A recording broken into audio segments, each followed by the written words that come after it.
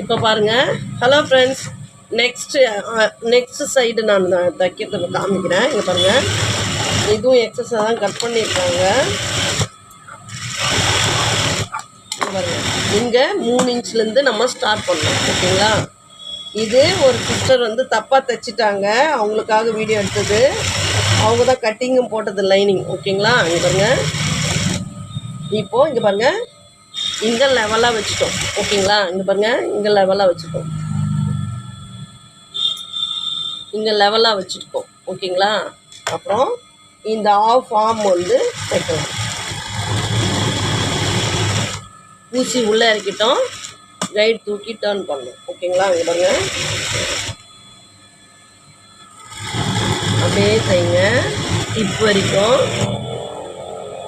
Next வந்து open ஆண்டர்.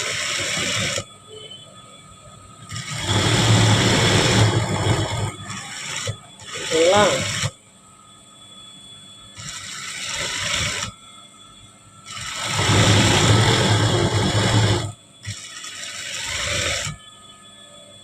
அப்படியே ஸ்ட்ரெயிட்டாக தைக்கணும். ஒன்றும் ப்ராப்ளம் இல்லை, அழகாக தைக்கணும். ஓகேங்களா? லாஸ்ட்டாக எண்டில் வந்து இறக்கிடும்.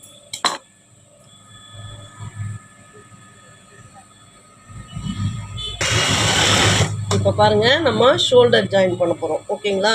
இது பேக் பீஸு. ஓகேங்களா? இங்கே பாருங்கள், இது பேக் பீஸ். ஓகேங்களா? இப்போ ஃப்ரண்ட் பீஸ் இப்படியே வச்சு ஜாயின் பண்ணணும். இப்படி வச்சு ஜாயின் பண்ணோம்னா இந்த பிசுறு தெரியும். ஓகேங்களா? இப்போ நம்ம வந்து பேக் பீஸில் வந்து 3 இன்ச் வந்து நம்ம தைக்காமல் இருக்கோம். இந்த மேல் துணியோட ஜாயின் பண்ணாமல் இருக்கும். ஓகேங்களா? இங்கே பாருங்கள், நீங்கள் இப்படியே வச்சுக்கோங்க.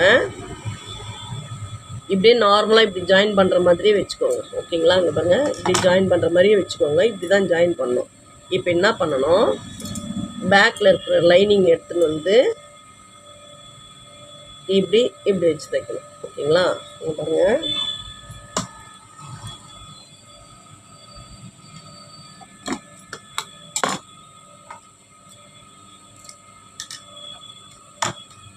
பிளாக் எனக்கு தெரியல, அதனால லைட் போட்டுக்கிறேன்.